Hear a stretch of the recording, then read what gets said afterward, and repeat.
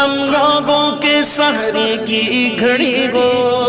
افطار کا لمحوں کے سحری کی گھڑی گو، سحری کی گھڑی گو، ہے رحمت خلاق جگہ خوب مہربان، ہے رحمت خلاق جگہ خوب مہربان۔ اتحاد رمضان، اتحاد رمضان، صلی علی رسولہ الکریم، اما بعد فاعوذ باللہ من الشیطان الرجیم، بسم اللہ الرحمن الرحیم۔ ان اللہ وملائکتہ یصلون علی النبی یا ایہا الذین آمنوا صلوا علیہ وسلموا تسلیما۔ الصلاۃ والسلام علیک یا سیدی یا رسول اللہ وعلی آلک واصحابک یا سیدی یا حبیب اللہ۔ الحمدللہ آج رمضان المبارک کے افطار سے پہلے دوسرے عشرہ کے 15واں روزہ الحمدللہ ہمیں یہ نصیب ہو رہا ہے۔ اس رمضان المبارک کی برکتوں کو سمیٹنے کی، دل میں بسانے کی، عملی زندگی میں اپنانے کی توفیق عطا فرما۔ یہ اپرچونٹی اللہ تعالیٰ نے ہمیں اس جو زندگی نعمت عطا فرمائی ہے، اس زندگی میں یہ نعمت ہمیں ملی اور وہ ہمیں یہ توفیق ہوئی اللہ کے کرم سے، نبی رحمت کے فضل و کرم سے۔ ہم رمضان المبارک کے روزے بھی رکھ رہے ہیں، راتوں کو جاگ کر اس کی یاد میں اپنے دلوں کے زنگ کو اتارنے کی کوشش کرتے ہیں۔ میرے دوستو، وہ خوش نصیب ہیں، وہ گھر خوش نصیب ہے، وہ گھر کے افراد خوش نصیب ہیں جو رمضان المبارک کی غنیمتوں کو جان کر اس کی برکات کو سمیٹ رہے ہیں۔ یہ مغفرت والا عشرہ جس میں اللہ تعالیٰ کرم فرما رہا ہے، ہمارے گناہوں کو معاف فرمائے اور اپنی خاص رحمت سے، برکت سے مغفرت فرمائے دے۔ میرے دوستو، میں ایک یا دو حدیث رمضان المبارک اور پھر ایک جو میں تسلسل ہے میری گفتگو کا، اسی کے حوالے سے آج حضرت حلیمہ سعدیہ جو حضور کی خدمت میں رہی، ابتدا میں حضور کی دائی حضرت حلیمہ سعدیہ رضی اللہ عنہا، اور پھر ام ایمن جو حضور کی خدمت میں رہی ہیں، دو پاک مائیاں، ان کے حوالے سے مختصر سا تذکرہ کروں گا۔ رمضان المبارک کی یہ برکتوں والی گھڑیاں، اسے ریئلائز کرنا چاہیے۔ اور حدیث شریف میں آتا ہے کہ ایک بار حضور آقا مدنی تاجدار نور مجسم کائنات کے والی جب اپنے غلاموں کو ایڈریس کرنے کے لیے، خطاب کرنے کے لیے جا رہے تھے، ممبر پہ قدم رکھا تو آمین، پھر قدم مبارک رکھا تو آمین، پھر قدم مبارک رکھا تو آمین، 3 بار آپ نے آمین کہی۔ اور اس کے بعد جو خطبہ دیا، پھر صحابہ نے پوچھا یا رسول اللہ کوئی حکم آیا ہے آمین؟ آپ نے 3 بار فرمایا۔ تو حضور فرماتے ہیں کہ جب میں تمہیں بیان کرنے کے لیے جا رہا تھا تو جبریل امین آئے اور یہ پیغام اللہ کا لے کے آئے، کہا پیارے حبیب، جب آپ کا نام نامی لیا جائے اور پھر وہ آپ کی بارگاہ میں درود و ہلاک ہو وہ شخص، یہ حکم ہوا کہ ہلاک ہو وہ شخص جب آپ کا نام نامی لیا جائے، حضور کا نام، برکت والا، بخشش والا، انعام والا، درجات کی بلندیوں کا نام، وہ رحمت والا آقا جو کائنات کے ہر ذرے کے لیے، ہر زمانے کے لیے رحمت بن کر آیا،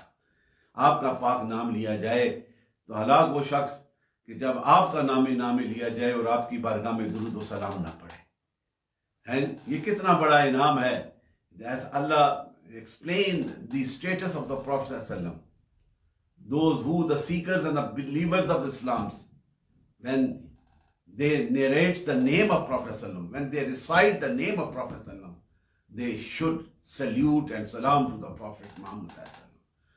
اور جو نہیں کرتے ان کے لیے کہا کہ ہلاک ہو وہ شخص، اس کے لیے بدبختی ہے۔ پھر فرمایا جبریل امین نے کہ ہلاک ہو وہ شخص کہ جسے ماہ رمضان المبارک میسر آئے اور اپنی مغفرت نہ کر سکے۔ تو میرے دوستو، حدیث کا اس ٹکڑا اس میں کہ رمضان تمہارے لیے مغفرت کا ہے، بخشش کا ہے، اللہ کے انعام کا مہینہ ہے، اور جو نہیں کر سکتا اس کے لیے ہلاکت کا پیغام ہے۔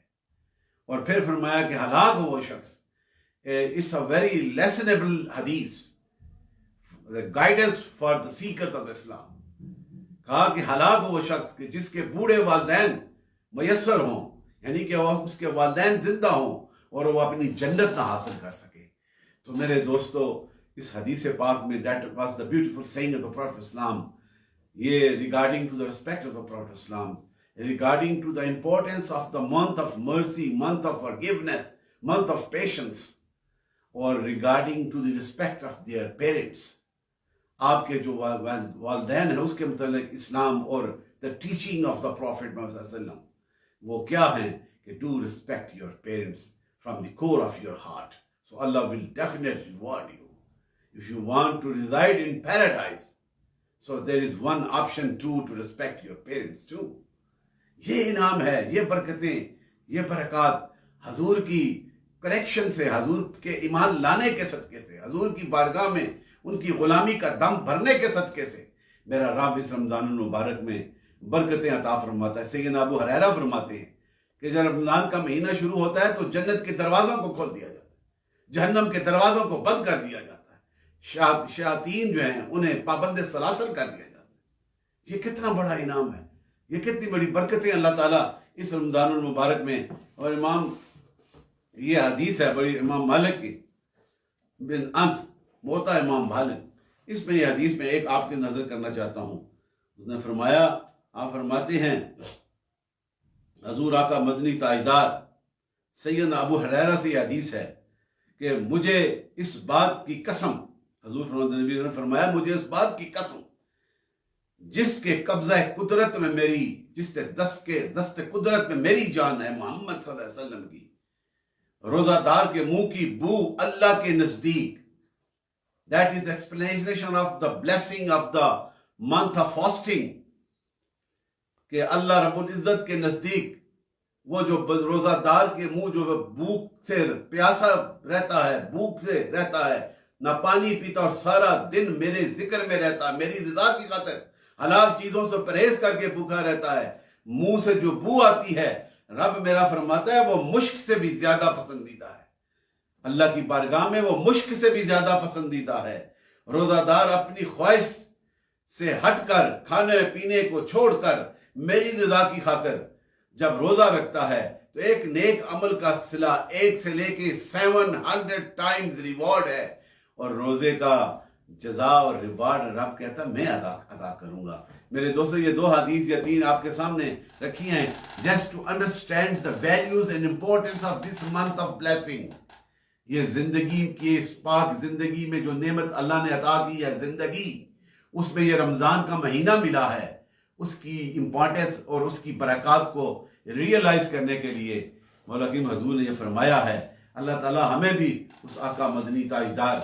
کی وفا کرنے کی توفیق عطا فرمائے. اور اسی کے حوالے سے حضرت حلیمہ سعدیہ نے حضور کی خدمت کی، رضائی ماں اور ان کے باپ حارث رضائی باپ ہیں، اور جب خدمت رضاعت کی برکت سے جب حضور کو اپنے بستی اور گاؤں میں لے کے آئیں، اوروں کی تو بکریاں سوکھی نظر آتی تھیں، لیکن میرے آقا کے کرم کے صدقے سے شام کو جب آتی تو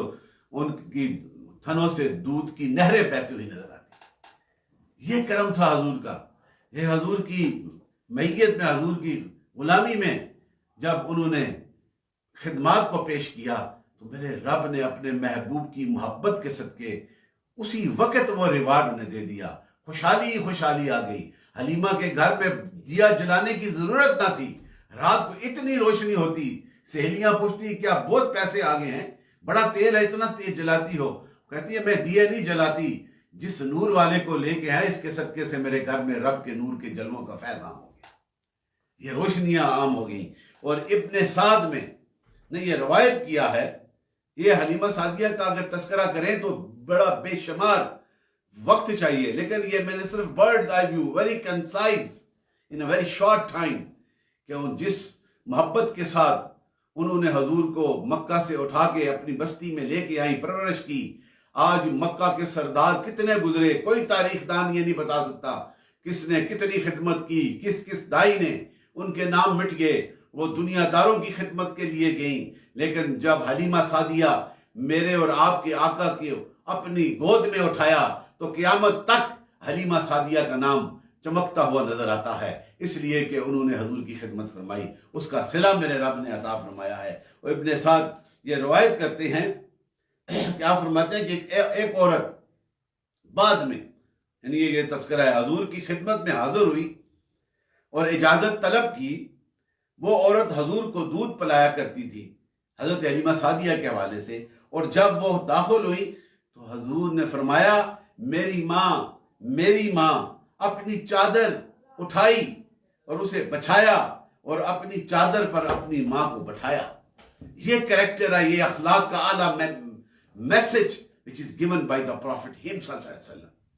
یہ بتایا کہ وہ رضائی ماں جو خدمت کرتی رہی، اس کا بھی اتنا ادب حضور نے کیا اور فرمایا۔ اور اسی طرح دوسری جگہ پہ حلیمہ سعدیہ جو حضور کی رضائی ماں تھی، وہ اسلام لائیں اور حضور کی خدمت میں حاضر ہوئی اور حضور سے احادیث بھی روایت کی۔ دوسری جگہ یہ روایت ہے۔ اور تیسری جگہ الجوزی نے بھی یہ لکھا ہے کہ حضرت حلیمہ بنت حارث نبی کریم صلی اللہ علیہ وسلم کی خدمت میں اس وقت حاضر ہوئیں، اور جب نبی مکرم نے حضرت خدیجہ سے شادی کر لی، یہ والا تو حلیمہ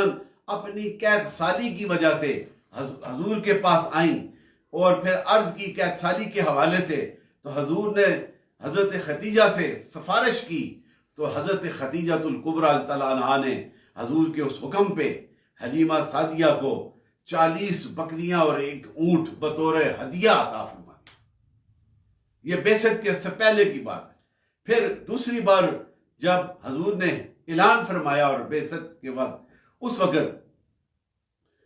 جب وہ پھر حلیمہ سعدیہ ایمان لے کے آئیں اور ان کے خامند حارث نے بھی اسلام کو قبول کیا اور دونوں نے حضور کی بیعت فرمائی۔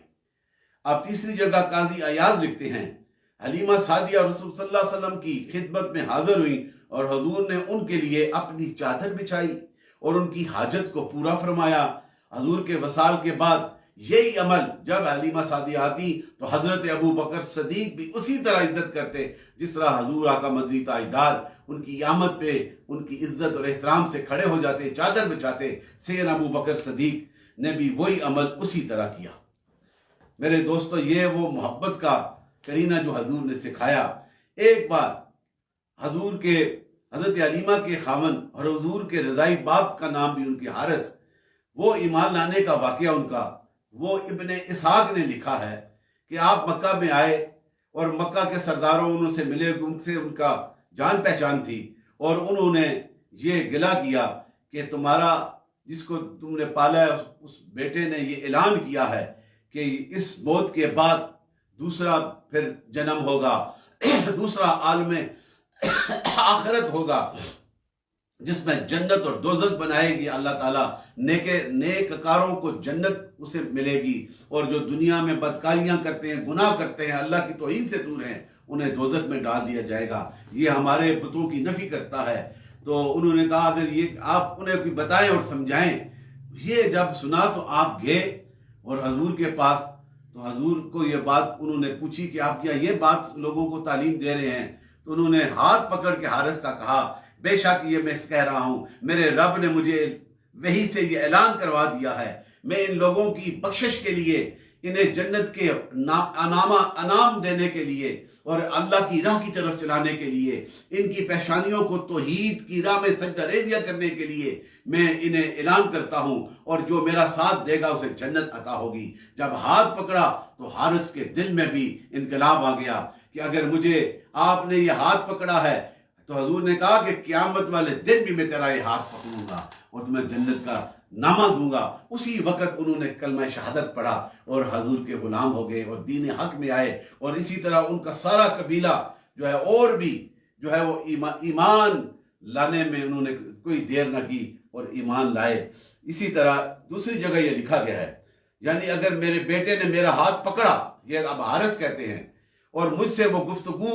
وہ یاد دلائی، تو پھر میں نے ان سے کہا اللہ تعالیٰ میرے ہاتھ سے اس وقت نہ چھوڑے گا جب تک وہ مجھے جنت میں داخل نہ کرے گا، یہ میرا ہاتھ نہ چھوڑے گا جب تک وہ مجھے جنت میں داخل نہ کرے گا، اور انہوں نے اسلام کا کلمہ پڑھا۔ اسی طرح دوسری وہ نیک بندی ام ایمن، جنہوں نے حضور کی بڑی خدمت کی، اور جب حضور آقا مدنی تاجدار 6 سال کی عمر میں مدینہ طیبہ اپنی والدہ کے ساتھ حضرت آمنہ رضی اللہ عنہا کے ساتھ آپ آئے، اور پھر آپ واپس جا رہے تھے،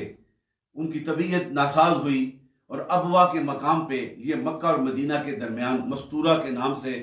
یہ بڑا ایک مشہور گاؤں اس کے ساتھ ایک چھوٹا سا بستی ہے جسے ابوا کہتے ہیں، یہ مدینہ شریف کی پرانی سڑک کے دائیں طرف، وہاں پہ آپ کا وصال ہوا، اور 6 سال کی عمر دیکھے اس حضور آقا مدنی تاجدار نور مجسم رحمت عالم کی اس غم اور دکھ کا کیا عالم ہوگا، جنہوں نے اس چھوٹی سی عمر میں اپنی والدہ کو جدا کر دیا، آپ دنیا سے رخصت ہو گئی، وہاں پہ آپ کی قبر ہے موجود، وہاں پہ حضرت ام ایمن آپ کی ماں بن کر پھر آپ کو ساتھ لے کر مکہ لائیں، اور پھر وہاں پہ آپ کی خدمت میں رہیں، اور اسی کے حوالے سے انہیں یہ سعادت حاصل ہوئی کہ وہ بھی آپ کی ماں کی طرح آپ کی خدمت میں، ایک سیاہ فام حبشہ کی ماں وہ بھی خدمت کرتی رہیں، اور اسی کے حوالے سے ایک صحابی نے یہ بات کی حضور نے اسے کہ اسی لیے حضور نبی اکرم نے بھی اپنے ایک صحابی کو کسی کو آگ دلاتے ہوئے کہا کہ اے کالی ماں کے بیٹے، تو حضور اس وقت بڑا ضبط کر کے اور بڑے جوش اور غضب سے فرمایا، اب حضور فرماتے ہیں آپ کا پیمانہ چھلک گیا، آپ کا پیمانہ چھلک گیا، آپ کا پیمانہ چھلک گیا، کسی سفید رنگ والی ماں کے بیٹے کو کسی سیاہ رنگ والی ماں کے بیٹے پر کوئی فضیلت حاصل نہیں، صرف تقوی پہ فضیلت حاصل ہے، یہ حضور نے اس وقت اعلان کر کے فرمایا۔ بس محمد صلی اللہ علیہ وسلم فرماتے ہیں سفید رنگ والی ماں کا فرزند ہوں، سفید رنگ والی ماں کا فرزند ہوں، اور اس کی پرورش کالے رنگ والی ماں نے کی ہے، بس وہ ان دونوں ماں کا بیک وقت ان پہ وہ محبت کرتے ہیں، اور بیک وقت ان دونوں ماؤں کا میں بیٹا ہوں۔ سرکار نے نفی فرما دی اس وقت کہ یہ بات جو ہے یہ کرنا بند کر دو، صرف تقوی جو ہے، پیوریفیکیشن، وہی تمہاری عظمت اور تمہاری کامیابی کی نشانی ہے۔ اور اسی محبت کے ساتھ جب جس دکھ کے ساتھ وہ قافلہ ابوا سے چلا اور جب مکہ کی وادی میں آیا تو پھر کیا عالم ہوگا، حضور کی اس نور والی آنکھوں سے آنسو بہہ رہے تھے۔ جب آپ کے دادا عبد المطلب نے سنا، آپ بھی بڑے دکھ ہوا، اور پھر 2 سال تک اپنے دادا کی پرورش میں رہے، اور جب بھی حضرت عبد المطلب حرم میں جاتے، آپ سرداران قریش کے بڑے سردار تھے، اور آپ کی خاص نشست ہوتی تھی، باقی سردار وہاں پہ بیٹھتے، اور یہ بچہ آپ بھی اس انگلی کے ساتھ پکڑ کے اپنے ساتھ گود میں بٹھاتے، کبھی اپنے پہلو میں بٹھاتے۔ ایک بار آپ جا کر وہاں پہ بیٹھے تو آپ کے چچا اور دوسرے سرداروں نے کہا ادھر نہ بیٹھو، یہ سردار عبد المطلب کا مقام ہے، ان کی جگہ ہے، تو آپ نے کہا مت روکو اسے، یہ وہ بچہ ہے جس کی بڑی شان ہوگی، ان کی شانیں تھی نا، اور آپ اپنے پہلو میں حضور آقا مدنی تاجدار نور مجسم کائنات کے والی کو وہاں پہ بٹھاتے، اور آپ نے منع فرمایا۔ جب آپ کا وصال ہو گیا، اور تاریخ میں لکھا ہے 120 سال یا 140 سال کی عمر تھی جب آپ کا وصال ہوا، 8 سال کی عمر تھی حضور آقا سرکار مدینہ تاجدار مدینہ سید المرسلین خاتم النبیین کی عمر پاک اس وقت 8 برس تھی، اور پھر آپ کی پرورش کی ذمہ داری آپ کے سکے چچا ابو طالب کے ہاں منتقل کر دی گئی۔ چاہے 140 یا 120 سال کی عمر میں جب آپ دنیا سے رخصت ہوئے تو پورے مکہ کے جتنے بازار کئی دنوں تک بند رہے، منڈیاں بند رہیں آپ کی، اور آپ کو مدفن جو ہے آپ کے آباء و اجداد قصہ کے پہلو کے ساتھ آپ کو مدفن کر دیا گیا۔ یہ وہ مختصر سا عمل ہے، اور حضرت ام ایمن نے بڑی محبتیں کی حضور کے ساتھ، اور ایک دفعہ کا واقعہ ہے کہ آپ وضو کے لیے پانی رکھتی تھی وہ پیالے میں یا پینے کے لیے، تو رات کو نا وہ پیالہ جو تھا وہ حضور آقا مدنی تاجدار کو آپ نے اس میں بول مبارک وضو کر کے اس پیالے میں جو ہے بول مبارک تھا اور پیشاب مبارک، تو ایمن اٹھی، انہوں نے اٹھایا، کہا کہ یہ رکھیں کہیں جگہ پہ، صاف جگہ پہ۔ آپ نے سوچا یہ کہاں رکھوں، تو باہر جا کے اسے پی لیا۔ مقصد کہنے کا یہ ہے، یہ ادب تھا، she showed this kind of respect۔ تو حضور نے پوچھا کہا یا رسول اللہ میں نے پی لیا، میں مختصر کر رہا ہوں، ٹائم تھوڑا ہے۔ تو حضور نے کہا جا، تجھ پہ جہنم کی آگ کو آزاد کر دیا گیا ہے، تمہارے پیٹ کی بیماریاں ختم ہو گئی۔ یہ حضور کے ساتھ وفاداریاں تھیں میرے دوستو۔ پھر کیوں نہ اس نبی رحمت جس کی ہر ادا جو ہے سراپا رحمت، سراپا برکت اور بخشش ہے، اس آقا مدنی تاجدار کی بارگاہ میں ان کے ساتھ جو لگا وہ بھی اعلیٰ، قریب بیٹھا وہ بھی اعلیٰ، جس چیز کو لگا دیا وہ بھی اعلیٰ. یہ میریکلز تھے حضور آقا مدنی تاجدار کے. تو اسی میریکلز کے حوالے سے just I want to mention one greatest miracle of the prophet of Islam, splitting of the moon. Splitting of the moon, and that hadith from Bukhari and Muslim, and that hadith narrated by Anas radhiyallahu anhu. Relates that hadith, the people of Makkah asked Holy Prophet sallallahu alaihi wasallam to show them a miracle, a mu'jiza, a miracle, a proof of his prophethood. So in response, the Holy Prophet split the moon into two parts until they could see Mount Hira in between the two halves. That hadith from Bukhari, and that is the authority of Prophet Muhammad sallallahu alaihi wasallam which Allah bestowed to him. And this mu'jiza, this miracle, splitting of moon, is a miracle which has only been manifest. This miracle only been manifested at the blessed hand of the our beloved Prophet Muhammad sallallahu alaihi wasallam. No other prophets was given this miracle. The Meccan disbelievers asked the Holy Prophet to show them a miracle in the sky. At night, the Holy Prophet prayed to Allah and then pointed his blessed finger at the full moon in the sky, whereupon the moon split into two halves. So this shows how the greatest authority of the Prophet ﷺ, which Allah bestowed upon him. So as a seeker and the believers, we should pay a great respect and great love, great sincerity to Prophet Muhammad ﷺ if we want to success in this life and hereafter. May Allah give us more chance and more opportunity to avail this blessing in the month of blessing, and to do respect. If you have your parents, do respect during this month. Allah will definitely reward you. If unluckily and as my both parents are passed away, that's my duty to read Quran and just say the Fatiha for their good home in hereafter. Allahumma salli ala sayyidina Mawlana Muhammad wa ala ali Muhammad wa sahbihi Muhammad wa barik wasallam. مولا کی ہماری حاضریاں قبول فرما، ہماری کوتاہیوں کو معاف فرما. جتنے ساتھی دیکھنے والے فیجی سے لے کے امریکہ، کینیڈا، مڈل ایسٹ، پاکستان، سب پہ کرم فرما، اور دربار عالیہ موڑا شریف کے روحانی فیضان قاسم کا حصے دار بنا. السلام علیکم ورحمۃ اللہ وبرکاتہ. ان کی بات پھیلانا صدقہ جاریہ ہے. ثواب کی نیت سے ویڈیو کو شیئر ضرور